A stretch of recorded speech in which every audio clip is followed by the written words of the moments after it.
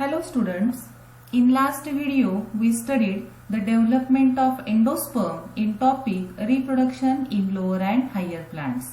Now in this video we will study the next point, that is development of embryo.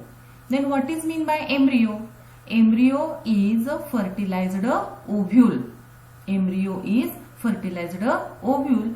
Students, in earlier video we studied the structure of anatropous ovule and double fertilization. In fertilization,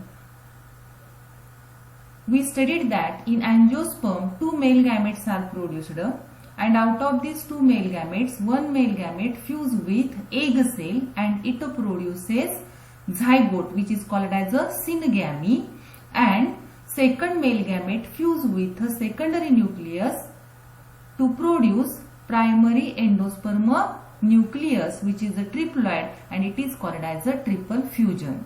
Students, this zygote is developed into embryo. Double fertilisation मध्ये जो zygote तयार होतो त्या झायगोटचं रूपांतर embryo मध्ये होत असतं. Means this development of embryo starts after fertilisation. हा एम्ब्रियो कधी तयार होतो तर फर्टिलायझेशन फलन झाल्यानंतर तयार होतो. After fertilisation embryonic development starts and this embryo is developed from zygote. कुणापासून तयार होतो एम्ब्रियो तर झायगोट पासून तयार होत असतो. The process of formation of embryo from zygote is called embryogenesis. ही जी प्रोसेस आहे किंवा ही जी डेव्हलपमेंट आहे त्या डेव्हलपमेंटला एम्ब्रियोजेनेसिस असं म्हटलं जातं. The process of development of zygote in an embryo is called embryogenesis. Then how this embryo is developed from zygote in dicot and monocot plant we study in next point. The development of embryo in a capsula. Capsula is a dicot plant. Capsula हे एक dicot plant आहे आणि त्याच्यामध्ये embryo कसा तयार होतो हे आपण डायग्रामच्या सहाय्याने पाहणार आहे. आपण काय सांगितलं की एम्ब्रियो हा कुणापासून तयार होतो झायगोट पासून. म्हणजे जे बदल होणार ते बदल कुणामध्ये होणार तर झायगोट मध्ये होणार. First of all zygote produce a protective wall around itself. काय होतं पहिल्यांदा zygote develops a protective wall around itself and that structure is called ओस्पोर.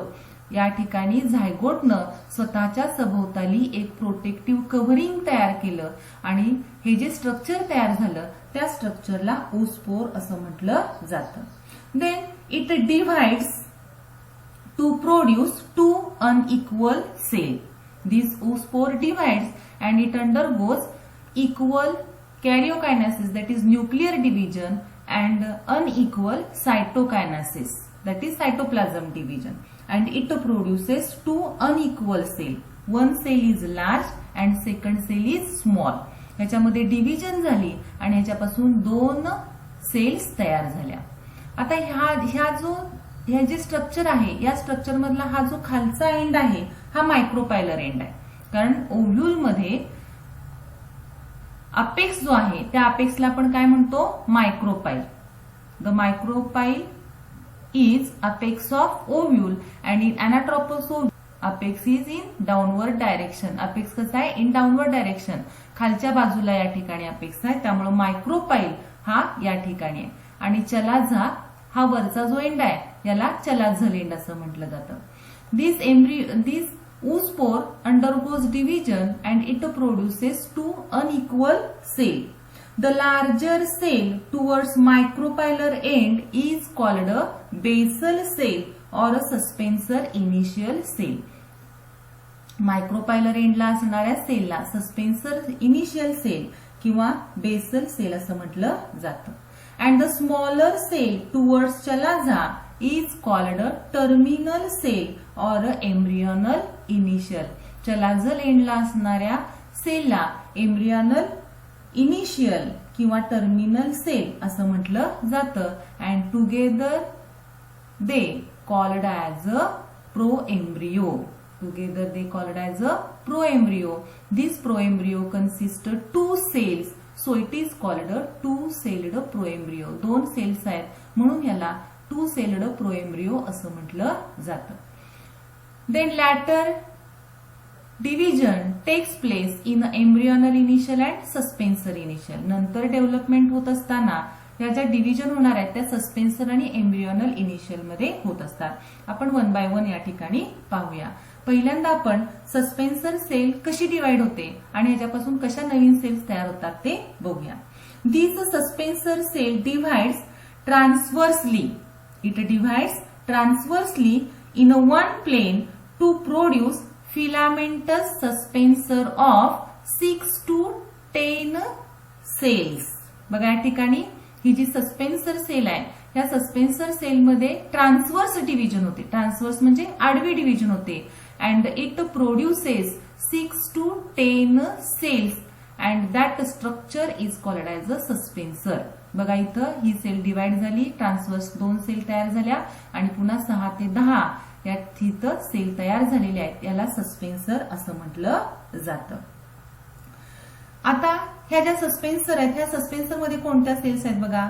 The first cell of suspensor towards micropylar end become swollen. ही micropylar एंडला असणारी सस्पेन्सरची पहिली sale आहे ही सोलन. सोलन म्हणजे फुगीर आहे. And that cell functions as a haustorium.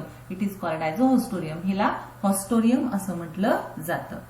Then lower cell of suspensor is called a hypophysis. इथं embryonal initial किंवा एम्ब्रियोच्या जवळची जी सस्पेन्सरची सेल आहे त्या सेलला हायपोफायसिस असं म्हटलं जातं. मग आता या ठिकाणी हे सस्पेन्सर काय काम करतं. सस्पेन्सर कशासाठी तयार झाले. This suspensor help in pushing the embryo in a endosperm to get proper nutrition for development. ह्या सस्पेन्सरनं काय केलं. या सस्पेन्सरनं हा जो वरचा एम्ब्रियो आहे या एम्ब्रियोला एंडोस्पर्म मध्ये पुश केलं, ढकललं, जेणेकरून ह्या एम्ब्रियोला न्यूट्रिशन म्हणजे पोषण मिळेल. हे या सस्पेन्सरचं फंक्शन आहे. हे एवढी डेव्हलपमेंट इथं सस्पेन्सर इनिशियल सेलची होते. Then second cell is embryonal initial cell. This embryonal initial cell divides in all possible planes. ह्या एम्ब्रियोनल इनिशियल मध्ये ऑल पॉसिबल सगळ्या प्लेन मधून यामध्ये डिव्हिजन होत असते. It undergoes 3 successive mitotic division. Embryonal initial cell undergoes 3 successive mitotic division and produce 8 cells. याच्यामध्ये 3दा mitosis होतं आणि याच्यापासून 8 सेल्स तयार होतात. आता कशा तयार होतात बघा. 3दा मायटोसिस होतं. This embryonal initial undergoes first mitosis and this division is vertical and it produces 2 cells vertically. बघा ह्याच्यामध्ये मायटोसिस झालं आणि व्हर्टिकल 2 सेल्स तयार झाल्या. आता इथं या एम्ब्रियोमध्ये एम्ब्रियोच्या 2 आणि सस्पेन्सर इनिशियलच्या 2 आणि एकूण 4 सेल्स तयार झाल्या म्हणून याला 4 सेल्ड आय शेप्ड प्रोएम्ब्रियो असं म्हटलं जातं. Then these 2 cells undergoes second mitotic division, vertical division and it produces 4 cells vertically. पुन्हा याच्यात vertical division होते आणि याच्यापासून पुन्हा 4 vertical cells तयार होत असतात. Then it undergoes third mitotic division and it is a transverse division and it produces 8 cells. याच्यामध्ये पुन्हा ट्रान्सव्हर्स डिव्हिजन होते आणि याच्यापासून 8 सेल्स तयार होतात. बघा किती मायटोटिक डिव्हिजन्स आहेत. It undergoes 3 successive mitotic division. Out of this 3 mitotic division first mitotic division is vertical, second is also vertical and third one is transverse and these divisions are right angle to each other. ह्या कशा असतात. Right angle असतात. And finally 8 celled structure is produced. This 8 celled structure is called as a octant. ह्या स्ट्रक्चरला octant असं म्हटलं जातं. It consist upper 4 cells and lower 4 cells. वरच्या 4 आणि खालच्या 4 अशा एकूण 8 सेल्स तयार झाल्या.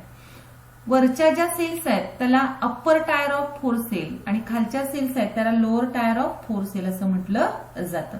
आता पुढची जी डिव्हिजन होते ती या सेल्समध्ये होत असते. पहिल्यांदा काय होतं, the lower tier of 4 cells of octant give rise to hypocotyl and radicle. ह्या खालच्या जो टायर किंवा खालच्या ज्या सेल्स आहेत ह्या सेल्स डिव्हाइड होतात आणि याच्यापासून हायपोकोटाईल आणि रॅडिकल तयार होत असतो. And the cells near to hypophysis divides to produce radicle and root cap. आपण इथं सांगितलं हायपोफायसिस ही एम्ब्रियो जवळची सेल आहे, याच्यापासून रॅडिकल आणि रूट कॅप तयार होत असते. Then 4 cells in a upper tier of octant divide in several planes and it becomes heart shaped.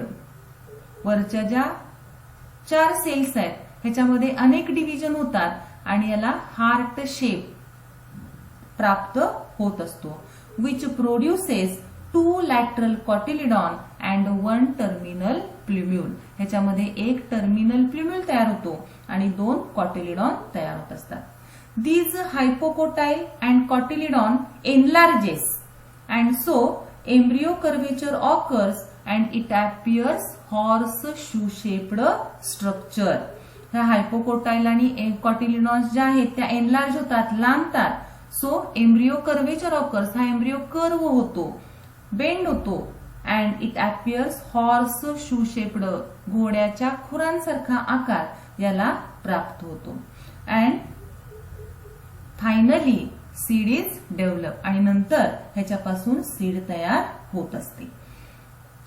Students, I hope you understand this development of embryo in a dicot plant capsula. It is entire diagrammatic representation of development of embryo. Then आता आपण ह्या सगळ्याचं पुन्हा एकदा revision करूया.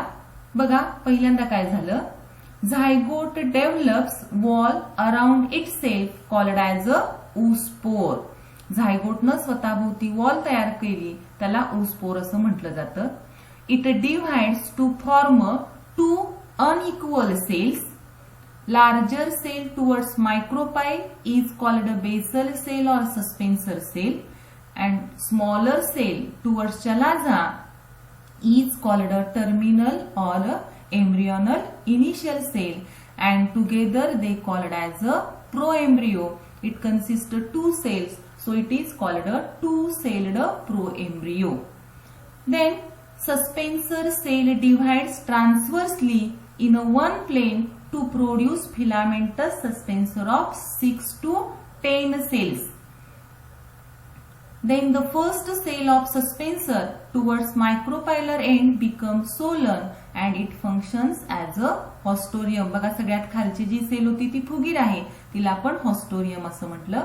And the lower cell of suspensor is called a hypophysis. एम्ब्रियोच्या जवळची जी sale आहे सस्पेन्सरची खालची तिला हायपोफायसिस असं म्हटलं जातं. The suspensor helps in pushing embryo in a endosperm. हा सस्पेन्सर काय करतो, त्या एम्ब्रियोला एंडोस्पर्म मध्ये पुश करतो to get a proper nutrition for a development. Then embryonal initial cell undergoes 3 successive mitotic divisions to form 8 cells called a octant. Out of these 3 mitotic division, first division is vertical, second division is vertical, and third division is transverse. And these divisions are right angle to each other. ह्या divisions कशा आहेत, right angle आहेत. Then lower tier of 4 cells of octant produce hypocotyl and radicle, and the hypophysis divides to produce a part of radicle and a root cap. 4 cells in upper tier, वरच्या cells of octant divide in several planes, so it becomes heart shaped and produce 2 lateral cotyledons and a terminal plumule. लक्षात घ्या, dicot plant मध्ये प्ल्युम्यूल जो आहे तो terminal पोझिशनला असतो आणि कॉटिलिडॉन्स 2 असतात. Then hypocotyle and cotyledon enlarges, so embryo curvature occurs and it appears horseshoe shaped. आणि मग त्यामध्ये तो काय होतो, हॉर्सशू शेप्ड, घोड्याच्या खुरासारखा आकार त्याला प्राप्त होतो आणि नंतर फायनली सीड तयार होत असते. इथं पर्यंतचा भाग हा development of embryo in a dicot plant हा आहे. Then how this embryo is developed in a monocot plant. Monocot plant मध्ये हा एम्ब्रियो कसा तयार होत असतो, तर the embryo development in a dicot and monocot plant is similar up to octant stage and difference appears later. 8 cells म्हणजे ऑक्टंट stage जी आहे ती तयार होईपर्यंत डायकॉट आणि मोनोकॉट एम्ब्रियो डेव्हलपमेंट ही सिमिलर एकसारखी असते आणि त्याच्यानंतर मोनोकॉट मध्ये डिफरन्स फरक त्या ठिकाणी दिसत असतो. मग हा फरक इथं काय दिसतो ते आपण या ठिकाणी डायग्राम मध्ये बघूया. It is the development of monocot embryo. Monocot plant मध्ये एम्ब्रियो कसा तयार होतो हे याचं या ठिकाणी स्ट्रक्चर आहे. In a monocot embryo single cotyledon is present and it is at a terminal position. Terminal पोझिशनला the single shield shaped cotyledon is called scutellum. ही एक शील्ड आकाराची जी कॉटिलिडॉन आहे तिला स्कटेलम असं म्हटलं जातं. Then plumule is a lateral and the protective sheath of plumule is called as a coleoptile. या ठिकाणी हा जो आहे तो कोलिओप्टाईल आहे and this coleoptile is a protective cover of plumule. इथं प्ल्युम्यूल आहे आणि त्याचं प्रोटेक्टिव्ह कव्हरिंग म्हणजे हा कोलिओप्टाईल आहे अँड प्ल्युम्यूल इज अ लॅटरल. मगाशी आपण सांगितलं डायकॉट मध्ये प्ल्युम्यूल हा टर्मिनल होता आणि मोनोकॉट मध्ये प्ल्युम्यूल हा लॅटरल आहे. And the radicle is called as a coleorhiza. Radicle ज्याच्यापासून तयार होतो त्या स्ट्रक्चरला कोलिओरायझा असं म्हटलं जातं. आणि नंतर या ठिकाणी ओव्ह्यूल पासून सीड आणि ओव्हरी पासून फ्रूट तयार होत असतं. बघा पुन्हा एकदा आपण हे रिवाइज करूया.